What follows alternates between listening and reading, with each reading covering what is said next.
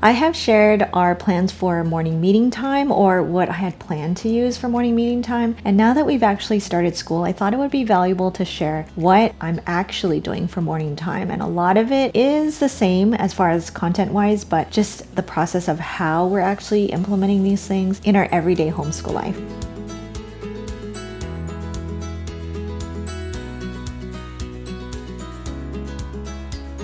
Welcome back to Box Homeschool. My name is Trisha and I am in my 11th year of homeschooling. I just filmed a plan with me video that might already be out by the time you see this. But as I was filling out my planner, I realized that while I shared what we're using for morning time, which is this row right here, I didn't get to share how we're going to be using the materials. And one of these days, I hope to share how we actually do morning time, like in real time. That would be amazing. But until then, I thought it would be helpful to share how we're doing morning each day, because if you watch the family studies curriculum video, which I will link, you'll see it's a lot. It could look like a lot and it could look very confusing, like how does anyone fit all of that into one day? So I wanted to explain each day and just go through what a morning time looks like so far. What I planned is only our third week of school. Of course, there will be changes as we go, but this is how it's going so far. Each of my kids has their own Bible study that they're working through. My oldest daughter is just reading through the Bible and she has a journal that she keeps for that. My son is working through how Jesus built the church, and it's a study of church history. And my fourth grader is working through God's Big Story Level 4, and she loves that book so much. There is a storybook with that and a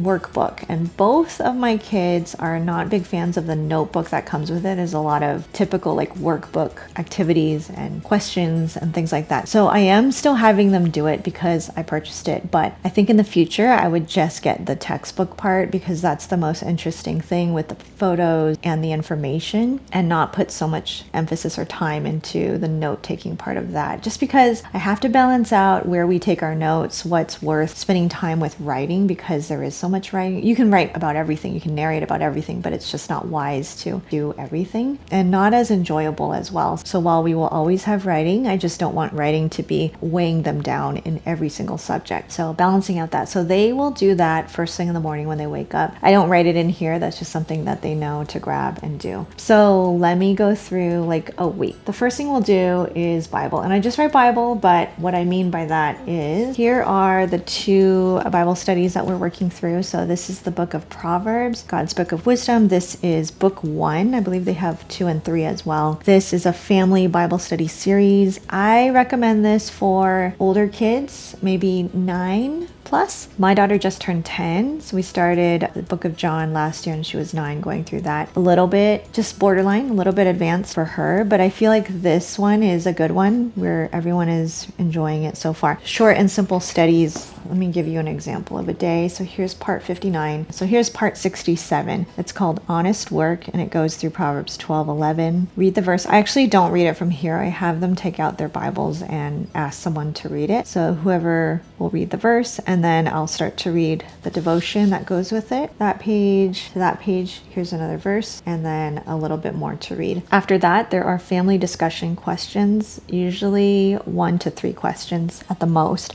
This one has 3 questions, and I'll just kind of skim them really quick and see which ones I want to ask, or if I want to ask all of them. Discuss that, and that's one day. So from here to here, and then done. Maybe 10 minutes there. This is a recent devotion book I got from christianbook.com. I will link this below. This has been really good for us. So it's a daily devotional that is dated, actually. You know, each day has its own little reading. So instead of starting in January, because sometimes these things tend to have like seasonal references, I decided to just start on where we're at, whatever day it is. And even if we skip a day, let's say, or it's a weekend and we don't do this on the weekend, then I'll just skip that day. So I'll just move on to, let's say it's September 28th, and I would just read from here what that day holds. This one, maybe 5 minutes. Little bit of discussion if it calls for it, and we're good. And this is designed for teens, but it's been really good for the whole family. I have ages 10 to 15. So that's what we're using when I say Bible. And then I put World Watch News. We'll do that. That's a 10-minute video subscription. We've been loving that for many years, and it's been a fun and lighthearted way to know about what's going on in the world, but also learn about some of the heavier things going on as well. We are doing a worship study. This one is here from Master Books, and it's Foundations in Worship. This is mostly designed for middle school. So what I'm doing is, usually Master Books has these kind of checklists at the beginning, so you know what to do for each lesson. But I'm just doing one lesson each time we have it in our planner. For example, this is Hark the Herald Angels Sing, Lesson 3, Day 17. There's a Bible verse. I'll read this. It tells you what to read and reflect on. Copy Isaiah 9:6. And because I only have one copy of this, and it is designed for middle schoolers, my middle school son is the one working on the workbook part. But I'll read this as a whole family. Listen to the song, Hark the Herald Angels Sing. What's cool is he is really getting into worship and praise music, wanting to play piano and drums, which is something that we have to look into still, but learning new songs every time we're at church. I think I mentioned this before, but when we're at church, he'll want to Shazam the songs, find the sheet music for it, and try to learn how to play it. So I feel like this study is good timing of where he's at and just really finding enjoyment and passion in worship music. Circle the correct answer. So once the reading is done, I pretty much hand this over to him and he will complete the activity. So that is worship, and then our read aloud, and this is the read aloud that we are going to be doing next. My aim is for less than 1 hour. On Tuesday, we have Bible, which is this pair again, Watch World Watch News, and then our loop subject is music appreciation. For music appreciation, we are working through the Beautiful Feet book's brand new study. This is the teacher guide, and this is the spine book from Beautiful Feet. You can get these together as a set. There's also a resource packet that comes with it that I have printed it myself and just binded it. And then there's a lot of suggestions for rabbit trails, like different picture books. Some are chapter books. I thought this would be a good addition to the worship study. Just music appreciation. I wanted to still study the riches in some way, but I decided not to do all of them, like artist study and poetry. Kind of having to take turns on those things just to make space for the other things that are taking precedence right now. But I really enjoy Beautiful Feet books, as you know, so I wanted to check out this study. I love that it's designed to not do every day. I think it works well with our morning meetings. Read and listen, record, do, explore, and rabbit trails. So I haven't gone deep enough into these studies to know what our rhythm is for this. We will definitely be working through the spine book and doing some of the activities mentioned. I'll have a lot more to share in our term 1 update.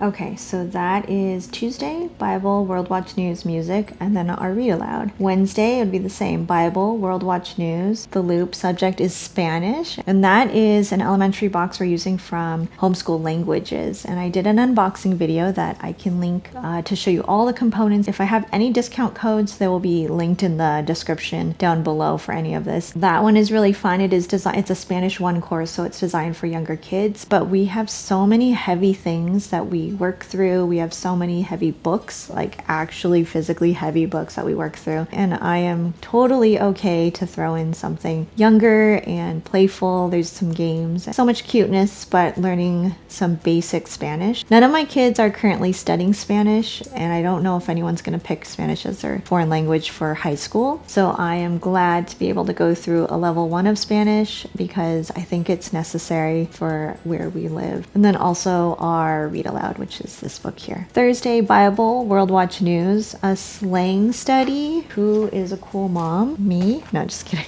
This is the Teen Slang Unit Study. This is from Wonder House Creative, and I will link it below. It just looked so fun and appropriate. And like I said, we just do so many heavy things that I am happy to welcome in something like this that is a lot more playful, still educational, still relevant, but something that will be a lot lighter and give us some lightheartedness and playfulness. I'm sure this will cause a lot of language in our house this year. That is our slang study and then our read aloud. On Friday, it's Bible, World Watch News, the worship study, which is this. I'm trying to put this in twice just because there's so much to cover to be able to get somewhat into it throughout this year, and then our read aloud. The next thing that we do, and I don't have this written down because this is something that we do, is we'll use these Character Matters cards from September & Co. This one is the Home, so this is their character cards pack. I think it's like one of their best sellers. This is Bible and this one is World. We'll just go through one of these each time we can. Up here it has the definition. It talks about the opposite of attentiveness. How can I be more attentive? And then some I can statements. I can look at the person who is talking, listen to instructions, focus on what is before me, pay attention to my surroundings. And there's a verse, Isaiah, everyone should be quick to listen, slow to speak, and slow to become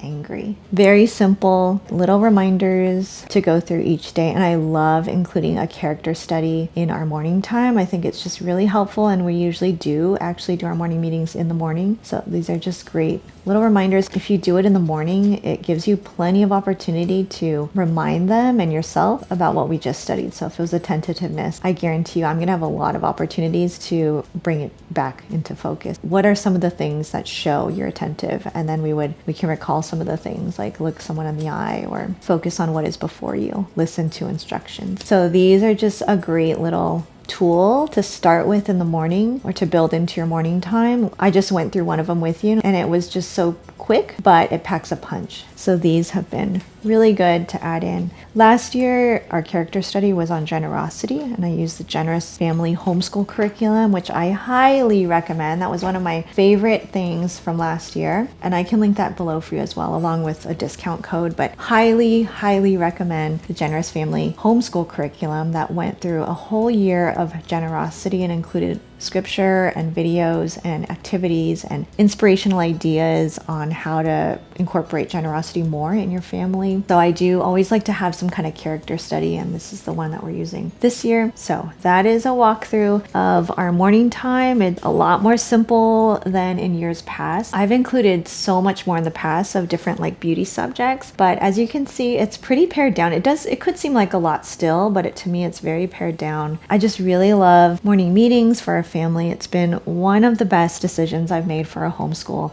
If you just can recall like the things that we covered just in this video, so many worthy subjects and thoughts and ideas that I would love to work on daily for myself and for our family. And I love that each year we kind of get to pull together different resources and topics that we want to mature in and learn more about. And our family morning meetings have been one of the best decisions for a homeschool. So I hope that gives you a pretty good idea of how that and my thought process behind it. Let me know if you have any questions about any of the resources that you saw or anything else regarding morning meeting. And if you have a resource that you love that's unique or just fun that you want to suggest to me, like this one, I'm totally open to hearing it. Leave me a comment down below. Thank you guys so much for joining us on our homeschool journey and just cheering us on in different ways. I really appreciate the community here and the encouragement that we all get to receive along the way. So thank you for being here, and I will see you in the next video.